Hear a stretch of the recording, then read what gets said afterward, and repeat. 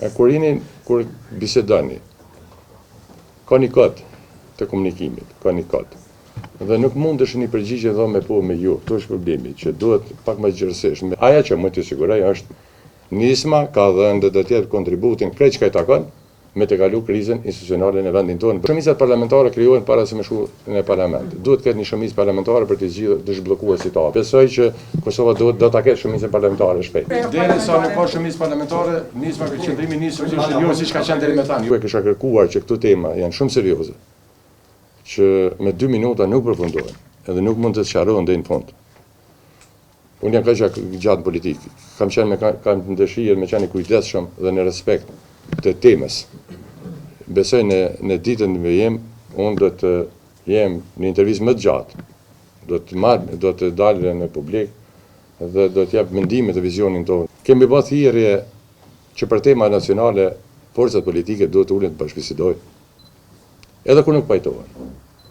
Uljen në një tavolinë nuk do të thotë që mund pajtohesh, po shumë e domosdoshme të ulesh e të bashkëbisedosh. Ne besojmë, jemi të bindur që Kosova ka nevojë urgjente të mendimin e institucioneve. Dhe kjo bëhet përmes bashkëbisedimeve, përmes krijimit të shumicave. Nuk ka rrugë tjetër.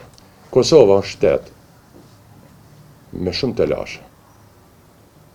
Ne nuk e kemi luksin e vendeve të rajonit, edhe e dini çka po flas.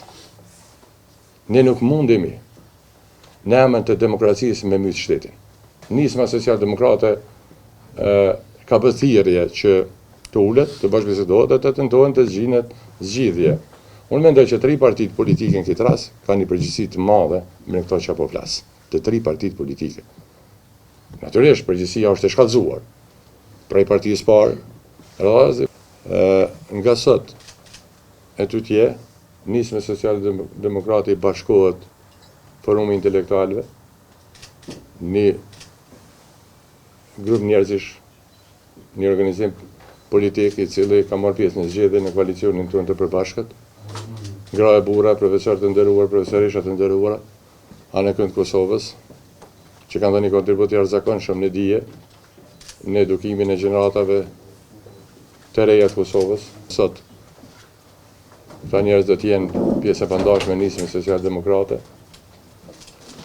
Këtu janë edhe 5 kandidatët për deputetët që kanë qenë në listën e zgjedhjeve të kaluara. Bashkimi jonë i sotëm është në vazhdim e bashkëpunimit që kemi pasur që moti, mos themi me dekadat të tëra, qoftë me zotin Lima, qoftë me aktorët e tjerë, dhe kjo është kurorzuar me sukses me zgjedhjet e fundit parlamentar. Kemi vendosur që të vazhdojmë rrugtimin tonë politik duke u strukturuar në një formacion politik.